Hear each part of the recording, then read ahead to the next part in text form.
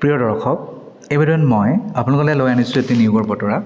এই নিয়োগৰ বতৰা জড়িত হয় অইল ইণ্ডিয়া লিমিটেডৰ লগত। অইল ইণ্ডিয়া লিমিটেডৰ বহুতো ব্ৰাঞ্চ আছে অসমত, আৰু সেই ব্ৰাঞ্চসমূহত এই পদসমূহ খালী হৈছে। গতিকে আৰম্ভ কৰোঁ কি পদ খালী তাৰ বিষয়ে মই কৈ যাম। প্ৰথমটো হৈছে কণ্ট্ৰেকচুৱেল মেকানিকেল ছুপাৰভাইজাৰ। ইয়াৰ কাৰণে মেট্ৰিক পাছ হ'লেই হ'ল, লগত থাকিব লাগিব 3 বছৰীয়া diploma mechanical engineering from government recognise institute, লগত মিনিমাম 2 বছৰ পষ্ট কোৱালিফিকেশ্যন এক্সপিৰিয়েঞ্চ থাকিব লাগে। গভৰ্ণমেণ্ট হওক, ছেমি গভৰ্ণমেণ্ট হওক, PSU, পাব্লিক লিমিটেড বা প্ৰাইভেট অৰ্গেনাইজেশ্যন, ইমানটো যদি আপোনাৰ থাকে কোৱালিফিকেশ্যন, আপুনি ইয়াৰ কাৰণে এলিজিবল। আৰু direct walk in for personnel assessment হ'ব। তাৰ মানে আপোনাৰ ৰিটেন পৰীক্ষা, ইণ্টাৰভিউ তেনেকুৱা নহয়, ডাইৰেক্ট ইণ্টাৰভিউত গৈ আপুনি চাকৰি লাভ কৰিব। মিনিমাম বয়স 18, মেক্সিমাম দিছে জেনেৰেলসকলৰ কাৰণে 45। তাৰ বাহিৰে 24,960 টকা ফিক্স ইমলুমেণ্ট লাভ কৰিব।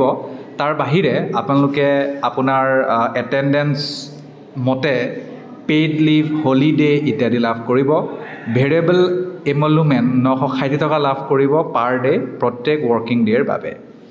তাৰপিছত নেক্সট চাকৰিৰ নামটো হৈছে কণ্ট্ৰেকচুৱেল ইনষ্ট্ৰুমেণ্টেশ্যন টেকনিচিয়ান। এইটো এটাই পদ খালী। ইয়াৰ কাৰণে মেট্ৰিক পাছটো হ'ব লাগিব, ট্ৰেড চাৰ্টিফিকেট থাকিব লাগিব, ইনষ্ট্ৰুমেণ্ট মেকানিক ট্ৰেডত ভাৰত চৰকাৰৰ দ্বাৰা ৰিকগনাইজ, মিনিমাম 1 বছৰ post qualification relevant work experience থাকিব লাগিব, government, semi government, PSU, public limited বা প্ৰাইভেট অৰ্গেনাইজেশ্যন, ইমানেই। ইয়াৰ কাৰণেও বয়স মিনিমাম 18, জেনেৰেলসকলৰ কাৰণে মেক্সিমাম 30 বছৰ, আৰু 21,450 টকা ফিক্স দৰমহা ইমলুমেণ্ট লাভ কৰিব, আৰু পেইড লিভ, হলিডেও পাব। 825 টকা ভেৰিয়েবল ইমলুমেণ্ট বা পইচা লাভ কৰিব প্ৰত্যেক ৱৰ্কিং ডে'ৰ বাবে।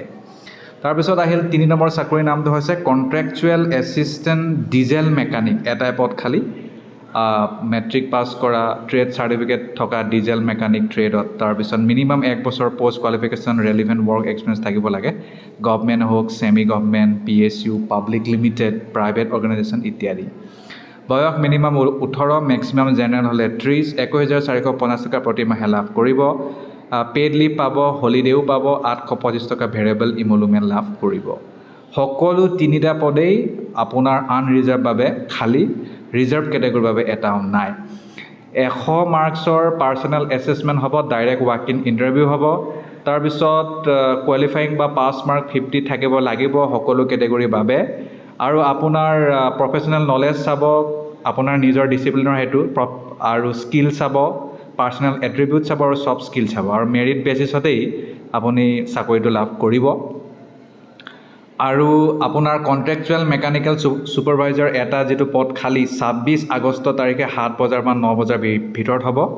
তাৰপিছত কণ্ট্ৰেকচুৱেল ইনষ্ট্ৰুমেণ্টেশ্যন টেকনিচিয়ান 7 বজাৰ পৰা 9 বজা, এয়া 26 তাৰিখেই হ'ব।